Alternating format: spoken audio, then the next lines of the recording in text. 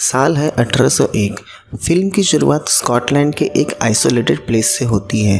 वहाँ हम एक महिला को देखते हैं जो घर से दूर भागती जा रही है। अचानक से वो एक जगह बैठ जाती है और ज़ोर ज़ोर से रोने लगती है। उसका नाम जेन है। उसके ऐसा करने की वजह क्या है वो सिर्फ जेन जानती है। उसे दूर सामने एक घर दिखाई देता है। वो उसके दरवाजे तक जाती है और बेहोश हो जाती है। वो शख्स दरवाज़ा खोलता है। उसका नाम जॉन है और वो घर में अपनी दो बहनों के साथ रहता है, डायना और मैरी। वो इसे इस हालत में देखते हैं तो भीतर ले आते हैं। वो उससे उसका नाम और पता पूछते हैं, पर जेन को कोई होश नहीं है। वहाँ से जेन अपने फ्लैशबैक में चली जाती है। हम देखते हैं जेन 10 साल की है और वो अपने आंट सारा रीड के घर रहती है। कुछ वक्त पहले ही जेन के माता पिता टाइफस बीमारी से मारे गए थे, तो उनकी आखिरी इच्छा थी कि जेन का ख्याल अब उसकी आंट रखे। उसकी आंट सारा के 3 बच्चे हैं। उनका सबसे बड़ा बेटा जॉन जो जेन को काफ़ी मारता है क्योंकि जेन उसकी किताबें छूती है। उसे किताब पढ़ने का काफ़ी शौक है और सारा भी जेन को नापसंद करती है और उसे एक बोझ समझती है। वो उसे पनिशमेंट के लिए रेड रूम में बंद कर दिया करते क्योंकि जेन को वहाँ काफ़ी डर लगता था। एक दिन सारा जेन को लोवुड इंस्टीट्यूशन भेजने का तय करती है। लोवुड गरीब और अनाथ लड़कियों का ऑर्फनेज था। इस बात से जेन काफ़ी दुखी हो जाती है। वो सारा से अपने मन की बात कहती है कि वो उससे बहुत नफरत करती है। जेन कहती है जो तुमने मेरे साथ किया है उसका भुगतान तुम्हें इसी जन्म में करना होगा। दूसरे दिन जेन गाड़ी में बैठ के लोवुड के लिए निकल जाती है। वहाँ से स्टोरी प्रेजेंट में आ जाती है। जेन को होश आ गया है। वो जॉन और उसकी 2 बहनों के साथ लंच पर बैठी है। जेन जॉन से कहती है कि वो उस पर बोझ नहीं बनना चाहती, वो उसे कोई काम बताए। डायना और मैरी कहती है कि तुम अभी फिट नहीं हो काम करने के लिए। जॉन उसे काम देने के लिए मान जाता है और उसकी पढ़ाई के बारे में पूछता है। जेन फिर से अपने पास्ट में चली जाती है जब वो लोवुड इंस्टीट्यूशन में आई थी। वहाँ उन्हें हर छोटी बात के लिए पनिश किया जाता था। एक दिन एक लड़की को पनिश किया जा रहा था। उसका नाम हेलेन था। ये देख जेन के हाथ से स्लेट छूट जाती है और फिर पनिशमेंट के तौर पर वार्डन उसे पूरा दिन चेयर पर खड़े रहने के लिए कहती है। हेलेन सबसे छिपकर शाम उसके लिए खाना ले आती है। वो जेन से उम्र में बड़ी थी। वहाँ दोनों के बीच एक अच्छी दोस्ती हो जाती है। दोनों लोवुड में साथ वक्त बिताने लगे थे। जेन उसे बताती है कि उसकी आंट रीड किस तरह उसे टॉर्चर किया करती थी। लोवुड में भरपेट खाना नहीं मिलता था और पतले कपड़ों में ठंड की वजह से वहाँ टाइफस तेज़ी से फैल रहा था। हेलेन को भी टाइफस हो जाता है।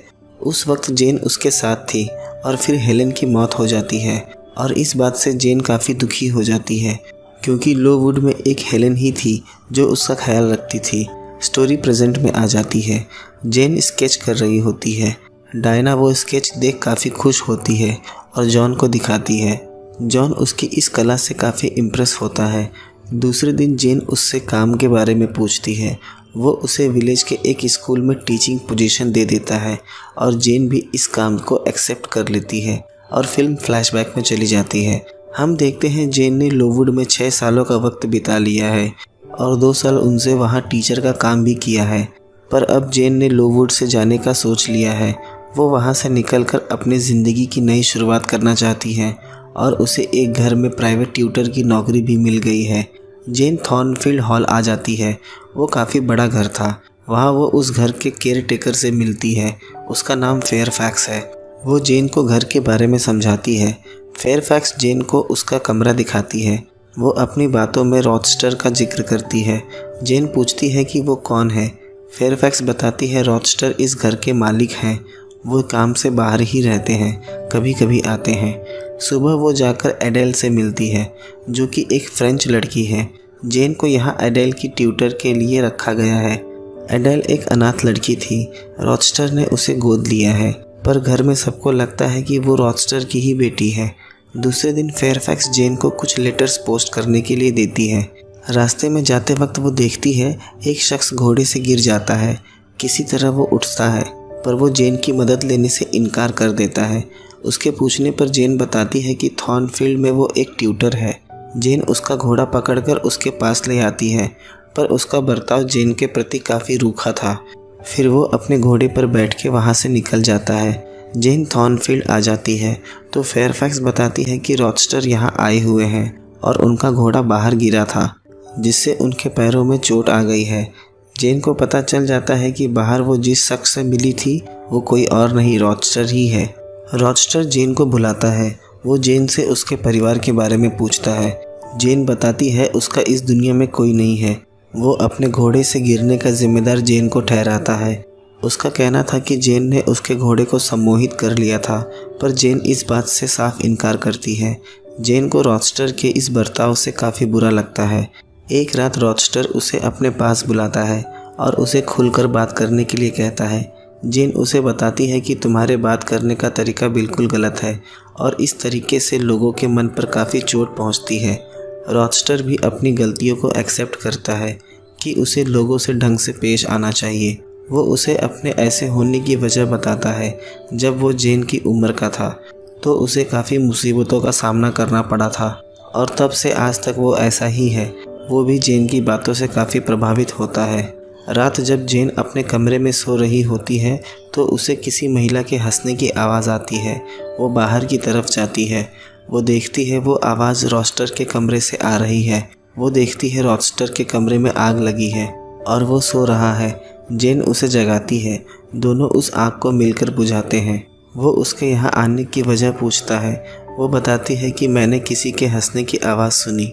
वो उसे उसी कमरे में रुकने के लिए कहता है और ख़ुद बाहर चला जाता है। सुबह वो वापस आता है। वो कहता है यहाँ जो कुछ भी हुआ तुम इसका जिक्र किसी से नहीं करोगी। जेन जाने लगती है। वो उसे रोकता है। दोनों अब एक दूसरे के लिए बहुत कुछ महसूस करने लगे थे। वो जेन का हाथ अपने हाथों में लेता है और बताता है कि तुमने आज मेरी जान बचाई है, इसके लिए मैं तुम्हारा कर्जदार बन गया हूँ। जेन वहाँ से अपने कमरे में चली जाती है। अब उसे भी रॉचस्टर का ही ख्याल आने लगा था। उसकी आंखों में उसे अपने लिए वो प्यार दिखा जिसकी वो तलाश में थी। अचानक से सब कुछ जेन के लिए बदल गया था। उसे हर एक चीज़ नई और पहले से ज़्यादा खूबसूरत लगने लगी थी। दूसरे दिन रॉचस्टर थॉर्नफील्ड से बाहर गया हुआ था। जेन के पूछने पर फेयरफैक्स बताती है वो अपनी होने वाली वाइफ ब्लैंच को लेने गए हैं। उनके साथ और भी लोग आने वाले हैं। इस बात से जेन काफ़ी दुखी हो जाती है। दूसरे दिन वो सब वहाँ आ जाते हैं। शाम जेन सबके साथ रूम में बैठी होती है। ब्लैंच सिंगिंग करने लगती है। जेन वहाँ से उठकर बाहर आ जाती है। रॉचस्टर उसके पीछे आता है। उसके पूछने पर जेन बताती है वो काफ़ी थक गई थी। रॉचस्टर को पता था उसके ऐसा करने की वजह कुछ और है। उसी वक्त वहाँ एक शख्स आया था जमाइका से। उसका नाम रिचर्ड था। उसके आने से रॉचस्टर काफ़ी निराश हो गया था। उसी रात जब सब सो रहे होते हैं तो सबको एक चीख सुनाई देती है। सब अपने कमरे से बाहर आते हैं, पर रॉचस्टर उन्हें समझाता है कि यहाँ कुछ नहीं है, सब अपने कमरे में जाकर सो जाएं। सब अपने कमरे में चले जाते हैं।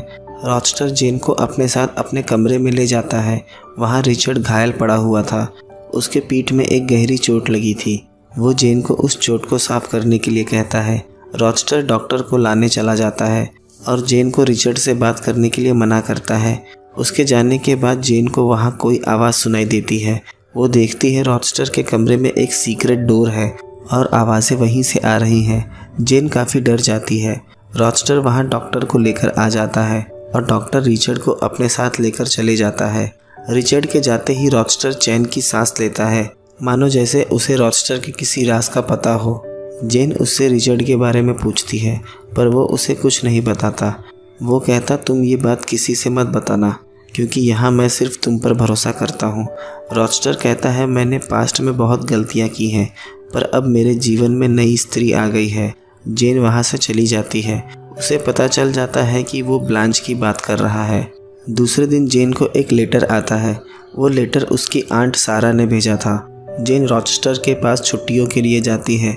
जेन बताती है आंट के बेटे जॉन ने सुसाइड कर लिया है और आंट भी अब बहुत बीमार है, तो मुझे जाना होगा। रॉचस्टर उससे कहता है कि वो सब कुछ निपटा कर जल्दी आ जाए। हम देखते हैं जेन अपने आंट के घर आई है। सारा जेन से माफ़ी मांगती है। जो उसने उसके साथ किया वो गलत था। जेन उसे माफ़ कर देती है। सारा उसे एक लेटर देती है। वो लेटर उसके एक अंकल ने भेजा था जो मेडियरा में रहते हैं। वो जेन को अपना वारिस बनाना चाहते थे क्योंकि उनका कोई बेटा नहीं है। वो लेटर लगभग 3 साल पुराना था। सारा बताती है कि जब वो लेटर आया था तो वो लोवुड में थी, तो उसने उसके अंकल से झूठ बोल दिया था कि जेन की लोवुड में ही मौत हो गई है। ये बताकर सारा रोने लगती है, पर इतना कुछ होने के बाद भी जेन सारा को माफ़ कर देती है। जेन अपने अंकल को मेडिएरा लेटर लिखती है कि वो ज़िंदा है, शायद किसी दिन वो उनसे मिले, और वो बताती है कि अभी मैं रॉचेस्टर के यहाँ रहती हूँ, और जेन वहाँ से थॉर्नफील्ड हॉल आ जाती है। रॉचेस्टर उसे देख काफ़ी खुश होता है और वो जेन से काफ़ी अच्छे से पेश आता है। दूसरे दिन जेन रॉचेस्टर से मिलती है। वो बताती है वो थॉर्नफील्ड छोड़कर जा रही है। वो जेन को रुकने के लिए कहता है। जेन अपने सभी फीलिंग्स को खुलकर बयां कर देती है। रॉचेस्टर बताता है कि वो शादी नहीं करेगा, पर वो थॉर्नफील्ड छोड़कर न जाए। जेन थॉर्नफील्ड में रुकने की उससे एक वजह मांगती है। वो जेन को शादी के लिए प्रपोज करता है। जेन इमोशनल हो जाती है क्योंकि रॉचेस्टर ने उसके मन की बात कर दी थी। घर में फेयरफैक्स उन्हें साथ देखती है। वो जेन से कहती है कि तुम रॉचेस्टर के लिए काफ़ी यंग हो और उसे दूरी बनाकर रखो, पर जेन को लगता है कि फेयरफैक्स नहीं चाहती कि रॉचेस्टर उसके करीब आए। पर अब जेन भी नहीं रुकना चाहती थी। उसने रॉचेस्टर के साथ अपने ज़िंदगी के सारे सपने सजा लिए थे। वो दोनों एक साथ काफ़ी वक्त बिताने लगे थे। रॉचेस्टर भी जेन से काफ़ी प्रभावित था क्योंकि जेन के साथ वो खुद को काफ़ी खुश महसूस करता था। दूसरे दिन जेन शादी के लिए तैयार होती है, पर रॉचेस्टर काफ़ी घबराया हुआ था। वो जेन को जल्दी जल्दी चर्च लेकर जाता है, पर जेन को कुछ समझ नहीं आता। तभी चर्च में रिचर्ड अपने वकील को लेकर आ जाता है। रॉचेस्टर ने जमाइका में 15 साल पहले रिचर्ड की बहन से शादी की थी। उसका नाम बर्था है और इस बात का उसके पास रजिस्टर्ड पेपर भी है। रॉचेस्टर जाकर उसका गला दबाने लगता है। वो जेन का हाथ पकड़ता है और उसे अपने साथ अपने कमरे में उस सीक्रेट रूम में ले जाता है। वहाँ एक महिला थी। वो बर्था थी, रिचर्ड की बहन, जो दिमागी रूप से पागल है। रॉचेस्टर ने उसकी बहन से शादी सिर्फ पैसों के लिए किया था। 15 साल से उसने उसे इसी कमरे में बंद करके रखा है। उसके नौकर बस उसकी देखभाल करते हैं। रॉचेस्टर नहीं चाहता था कि किसी को उसके बारे में पता चले। रॉचेस्टर ने उसे असाइलम भेजने से अच्छा घर में ही रखना उचित समझा। जेन ये सब जानकर काफ़ी दुखी हो जाती है। उसे अब ऐसा लगने लगा था कि उसके भाग्य में सिर्फ दुखों के सिवा और कुछ नहीं है। रात रॉचेस्टर उसके पास आता है। जेन की खामोशी से वो काफ़ी दुखी हो गया था।